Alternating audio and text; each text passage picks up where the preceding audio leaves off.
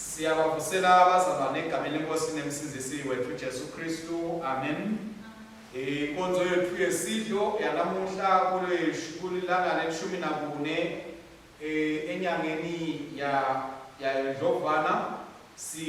Senkonzweni ke bazalwane noma sisesontweni libitwa ukuthi lisonto lokwembulwa noma lisonto lokuguqulwa kwesimo senkosi yethu Jesu Kristu. Ngesingisi sithi Transfiguration Sunday. Ifundo tethu ke tisekhasini 22 kuyo lectionary yethu bese encwadzini yetinkonzo tisekhasini 253. Ifundo tethu ke bazalwane sifundo sekuqala Makhosi, incwadi yesibili emakhosi isahluko sesibili bese lekuqala kuya kuleshumi nakubili lihubo lemashumi lasihlanu bese lekuqala kuya kulesithupha.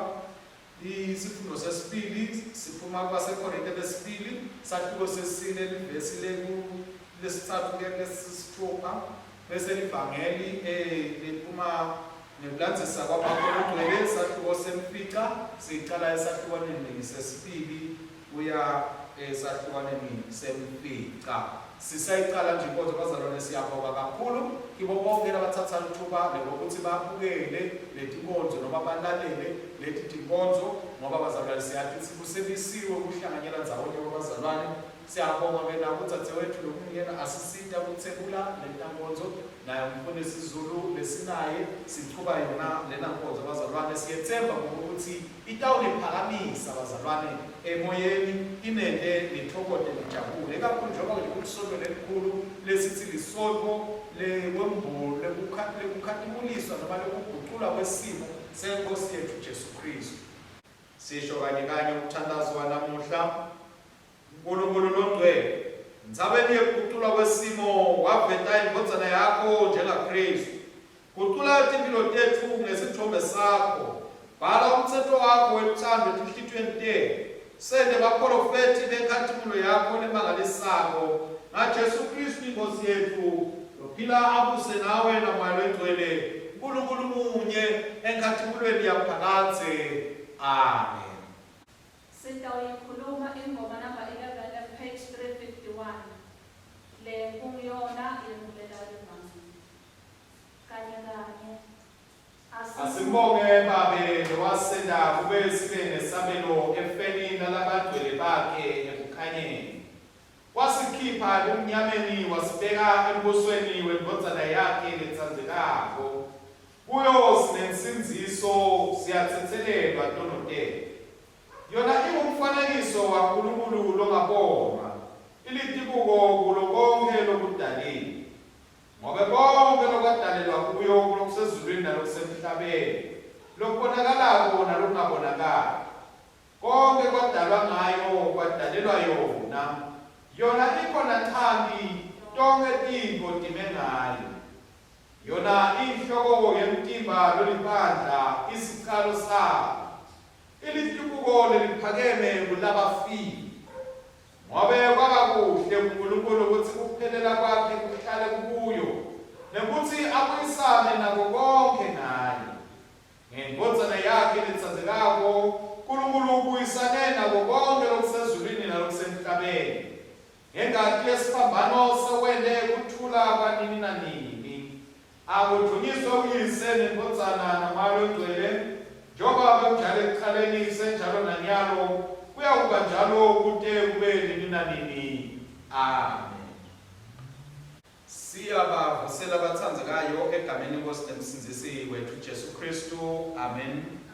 Namhla ke bazalwane isonto lesithupha eminyakeni phindze futhi lisonto lekuguqulwa kwesimo senkosi yethu Jesu Kristu ngesingisi lesibita Transfiguration Sunday. Tifundo tethu ke bathandekayo titholakala kanje. Isifundo sekuqala siphuma emakhosini esibili sahluko sesibili qala ufundza ivesini lekuqala siyawugcina leshumi nakubili. Lihubo lanamuhla lihubo lemashumi lasihlanu siqala ivesini lekuqala siyawugcina lesithupha. Sifundo sesibili siphuma encwadzini yabaseKorinte lesibili sahluko sesine siqala kufundza esahlukaneni sesithathu siyawugcina esahlukaneni sesithupha. Livangeli lona ngekulandzisa lilandziswa nguMarko sahluko semfica siqala kufundza esahlukaneni sesibili siyawugcina sahlukaneni semfica. Sihloko ke bathandzekayo lesikhuluma etikwaso namuhla sihloko lesithi Kristu wembuliwe kithi anguNkulunkulu. Sithatha nje ukufisela bazalwane usuku loluhle lwetithanzani sikhumbule ukuthi luthando lolukhulu luthando lolwavela kuNkulunkulu. Namhla ke sithi lusuku lapho abantu abaningi mhlawumbe emhlabeni balugubha lolusuku lokukhumbula uthando lokuphindze baphane tipho basakhombisa ngokuthi bayathandzana.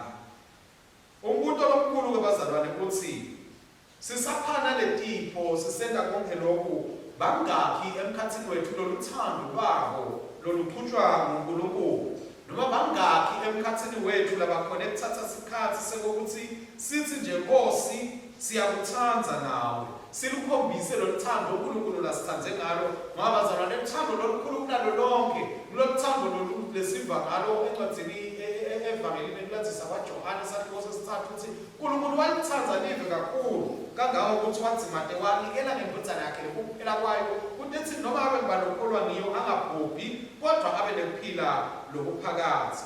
Usikhombisile ke loluthando lolubazalwane uNkulunkulu thine sisabhubha nje lusuku loluthando kufuna ukuthi nathi silikhombise loluthando.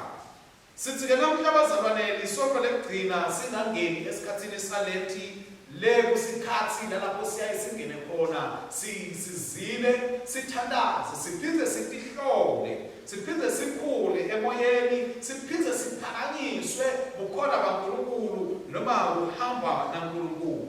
Sikhathi ke lesimtoka lesi bathandzekayo kuyo ikhalenda yethu njoba nje solo sicalile sikhuluma ngendzaba yekwembulwa kwaKristu uyambulwa angumfana uyambulwa ababhatiswa uyambulwa angumprofeti uyambulwa angumesaya namuhla sesembulelwa loKristu uNkulunkulu njoba sisho ukuthi nalapho kwagudulwa khona simo senkosi yethu Jesu Kristu.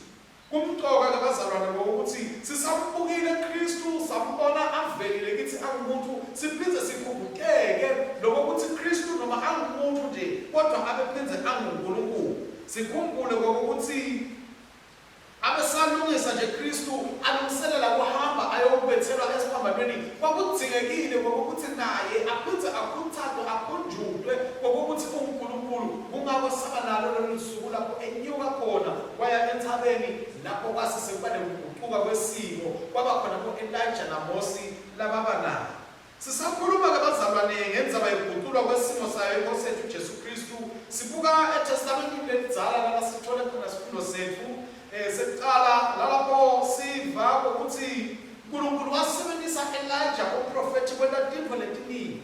Siyafunza ukuthi Elijah uNkulunkulu wamsebenzisa ukuvusa labafile, Elijah uNkulunkulu wamsebenzisa ukumemetela somiso, baphinde wamsebenzisa ukuphinde ukuthi siphele leso somiso.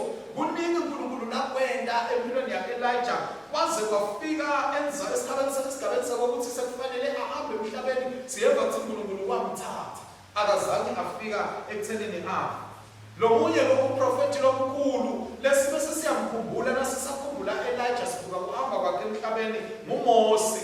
Lesi imibhalo yesifundisa ukuthi yena naMose na Elijah akuvakali ukuthi bahamba njani emhlabeni. Mose ethiwa wanyamalala uNkulunkulu wamsebenta yena watifihlela yena konke. Laba profeti ke sisababhuka abazalwane baveta kithi ingcenye letahlukahlukene emsebenzini kaNkulunkulu wekusinzisa lafike wakwenda emkhathini webantu baka-Israyeli. Siyababona nasibuka sibona tintfo letiningi leticathanisako letenteka ngala. Mose siyatshelwa ukuthi washaya lwandle lolubovu ngemvubu lwavuleka bawela abantwana baka-Israyeli emhlabathini lowomile. Siphinde futhi siyatshelwa nanakhona namhla ukuthi Elijah washaya umfula eJordani ngesembatho sakhe wavuleka bona Elisha bawela emhlabathini lowomile. Siyeva ukuthi Mose wabasika abantwana baka-Israyeli ukuthi bakhululeke ebugcinini basemhlabeni nakabakhipha evela seGibhithe. Siqhubeka sibona ukuthi na Elijah nasifunza sifunza eMbhalweni naye wakasida abantwana baka-Israyeli ekubakhululeni ekugcilatweni engakamoya ngokuthi bese bafika esigabeni sokuthi sebakhonda Bhali sebangasambathi uNkulunkulu. Wefika Elijah wabakhulula abantwana baka-Israyeli wabuyisa ukhonda uNkulunkulu futhi empilweni zabo. Siyatshelwa bazalwane ngokuthi uma Elijah ahamba uNkulunkulu lapha sitshelwa ukuthi wathanda inqola yomlilo leyamthatha. Sikhumbula naMose ukuthi nakatawumbida uNkulunkulu amqalisa umsebenzi wavela kuye esihlahleni lesasivutha kodwa singashi. So usivetela uNkulunkulu umlilo, uveta uNkulunkulu, uveta kukhona bakhe kungumlilo. Laba profethi lababili ke bazalwane siyababona nase sesikhuluma ngendzaba yokuthi Jesu Kristu wafika esigabeni sekwembulo. Singefiki lapho kodwa nasilalela lihubo lethu lanamuhla siyeva nakhona uNkulunkulu uveta indzaba yokuthi yena uNkulunkulu wekukhanya ungumlilo lohamba embili, ungumlilo lo sivetela ukuthi lokuvela kwakhe empilweni yaMose angumlilo, lokuvela kwakhe empilweni yaElijah angumlilo. Kwakukhona uNkulunkulu bekakukhuluma asivetela asibonisa emandla akhe ngokuthi yena uNkulunkulu. Sithi ke bazalwane sekakwetile konke lokho uNkulunkulu kwabamqoka ngokuthi nasisekafuna ukuveta ebantwini uNkulunkulu noma afuna ukuveta ngokuthi Jesu Kristu akasiye nje umuntu phaqa kodwa umuntu lophenze futhi abe sithu saNkulunkulu. Wabona uNkulunkulu ngokuthi umqoka athathe lamadodza lamabili labeprofethi labakhulu. Njengoba nathi besikhulumile bazalwane sisaqhubeka ngokuthi Jesu Kristu uvelile lithi angumprofethi lomkhulu. Mose lakhuluma ngaye waprofetha ngokuthi kuyawufika uprofethi lomkhulu. Ngawo uNkulunkulu wabona kukuhle ethatha labaprofethi labakhulu lebe bakiwe baka-Israyeli ngokuthi ezingeni elisetulu ngenkolo ngokuthi abalethe batawubona abafundi baJesu ukuthi Jesu Kristu akasiye nje umuntu phaqa kodwa kukhona lokuthile lokukhona empilweni yakhe. Kwakuyindlela uNkulunkulu bazalwane ukuthi asinde abafundi baJesu ukuthi bakwazi ukuconza lalapho sebabona Jesu abethelwa esiphambanweni bathi ukuthi lithemba likhona akukapheli konke. Kulendzaba ke lesifundzile evangelini bathandzekani. Kunetinto letitsite letimqoka lesitsena simbuka satifundza satibamba lefanele ukuthi sitibamba. Kwekuqala nje nasibona Jesu Kristu wathatha abafundi bakhe labatsite wahamba nabo waya enthabeni. Siyafunza bazalwane ngokuthi nathi empilweni yethu sikhona lesidingo sokuthi kube nalesikhathi lesitawusithatha nje sikhweshe sisuke kuko konke sesihambe lesiyawufola buso kaNkulunkulu. Kulaphona sikhweshini lalapho sitawufike khona bese siyambona so uyambulwa uNkulunkulu ayambulwa emandla kaNkulunkulu kithi. Njengoba nje labafundi labahamba uNkulunkulu wembulwa babona kuNkulunkulu kaJesu Kristu babona timangamanga babona abaprofethi badzala bavela batawumemethela ukuthi lo Kristu lona vele kunguye Kristu. Laba labasala abazange bakwadi konke lokho bakuva sebaxoxelwa njengoba nathi nje namhla sikuxoxa sixoxelwa futhi. Kodwa ukuthi sikwadi ukuthi sidinga uNkulunkulu sitati ngempuso sitati thina eqobo siyaphinda bazalwane ukuthi silingise labafundi labakhwesha basuka. Labanye bethu ke bazalwane ngeke size simanje size simbone uNkulunkulu. Bakhona nje basesolweni sikhona nabo siphila nabo kodwa banekungaba bathi vele uNkulunkulu ukhona yini sizathu sakhona abakazi basithathe ngesikhathi sithi asengikhweshe sengiye nje uNkulunkulu kube ngimi naNkulunkulu. So ngesikhathi bafuna kubasefundini bafuna semkhambathini webantu kanti uNkulunkulu bazalwane uyaphinda ukuthi umuntu uwe nje ukithathele ukuthi kumele wena usonzela kuwo. Emhlabeni lesiphila kiwo bathathekayo kunephishane lokuningi kakhulu. Uma ngeke ungeke ukithathele wena isikhathi sethu ukweshe kuNkulunkulu ngeke vele uze usithole isikhathi saNkulunkulu futhi ngeke uze wembulelwe uNkulunkulu empilweni yakho. Lokunye lesifundzako bathandzekayo ngokuthi siyadzinga ngokuthi sebulelwe uKristu sendelwe ngokuthi sitawukhona kumelana letikhathi letimatima lesitawubhekana nazo. uNkulunkulu wathi nakabona ukuthi sekufika isikhathi sokuthi Jesu Kristu utawuba nekubadima kwase siyamletha lesikhathi lendzawo yokuthi kwembulwe akhunjudwe asukati emavi mhlawumbe lapho lapho Elijah naMose kodwa lesikholelwayo ukuthi bafike bamkhuthaka bathi usendleleni lengiyo Kristu uyawena umsebenzi uNkulunkulu lathome wona qhubeka ngemandla sitawube sinawe ngisho sowusesiphambanweni qhubeka ngemandla uNkulunkulu ke bazalwane uyasembulela yena qobo lwakhe endele ukuthi nasesibhekana nemadini sikwathi ukuthi sikhuthatheke ngoba sathi ukuthi sina uNkulunkulu sihamba naye sithi ke bazalwane lokunye lesifundzako ke lesifundzile sesiyibuka indzaba yokwembulwa kwayo inkosi yethu Jesu Kristu noma ukuguqulwa kwesimo ngokuthi azali yonke into iphelele lapha etulo ethabeni wathi sekwentekile konke wathi Jesu asihambele sibuyele emuva ngoba bazalwane siyaye sithi singeva kunanzi baNkulunkulu sisekonzweni bese sifuna ngathi nasesiyahlala asisasuki sesihlala khona kanti phela bathandzekayo uNkulunkulu usibitile wasibitela ukuthi sihambe siyawusebenza ngaphandle sikhulumise abantu sibathuke bafundise abantu sibatise ngaKristu lesibonako wasuka Kristu wathi cha ngeke sikwakhe ngeke sakhe takhiwo la kodwa asibele nebantwini siyawubatshela ukuthi nabo batawukuthatheka nabo batawulanda iqiniso njengoba nami nilibonile naliva iqiniso siyathinga ke bazalwane ukuthi lokhu lesivako lokuvela kuNkulunkulu sikuthathe siphume sihambe siye ebantwini siyokwembula nakho kungakho nje nasifundza isifundo sesibili lesibhalelwe ibandla laseKorinte siyatshela ukuthi sibikele ukuthi sibe abantu labatawumbula Kristu njengoba nje sesihambile sedlula esikhathini sekwembulwa kwaKristu se-Epifani nyalo bazalwane umsebenzi sokuhleli kithi ukuthi sesilunga singena esikhathini salenti singena esikhathini sekuzila simambule lo Kristu sivule letinhliziyo tethu ukuthi simuve simake lo Kristu siwabone nemandla akhe sibone inkathimulo yakhe njengoba nje isibonile ukuthi bokhokho bethu boMose na-Elijah baveta ukuthi lona vele umlokhethiwe waNkulunkulu thina lesesibonile lokhanya thina sewembuliwe Kristu sisibonile simo saKristu asaguqulile asahambe siwutshele umhlaba ngoba umhlaba bazalwane uyadzinga ngokuthi sesingena kwesikhathi salenti nesa-Easter uyadzinga ngokuthi kwatiswe ngokuthi likhona lithemba kuKristu likhona lithemba kuNkulunkulu lo Nkulunkulu lesimkhotako nalesimsebentako uNkulunkulu lophakeme uNkulunkulu wemandla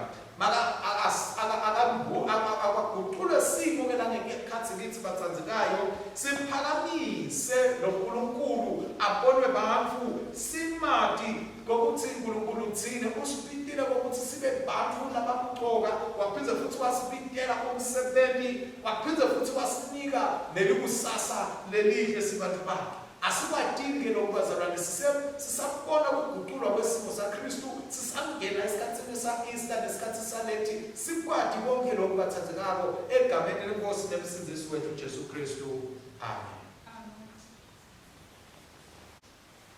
Siyabonga bazalwane intshumayelo lesiyinikwe ngumfundisi Sigudla kulesikhathi lesi sidangena emthandazweni sisebenzisana luhlobo loluku-Form D lomthandazo asize uNkulunkulu lokhatimlako umthombo wekhanya njengoba watimele kaJesu ngenkathimulo yakho wota kithi ngako kukhanya kwakho lokubonakalisayo usitfola singakulinzi kude sibonakale ubuthakathaka bethu sikhetha kuba sembonakalisweni kanti wena usibitela etifundini kude silethe khona kukhanya sifuna lokumangalisako ube wena ubopha labahluphekile ngemisebenzi yemusa sikhetha kuhlala entsabeni nasetitulweni letintofontofo kanti wena uhamba etigodzini ekudzina sigcwalise Nkosi lekhatimlako ngekukhanya kwesibenzi sakho kude sethwale tindzaba letinhle emhlabeni wonke silethe intokoto yekukhona bakho vula imehlo ethu Nkosi yekukhanya kude sibone vula imehlo ethu abone simanga sekuguqulwa kwesimo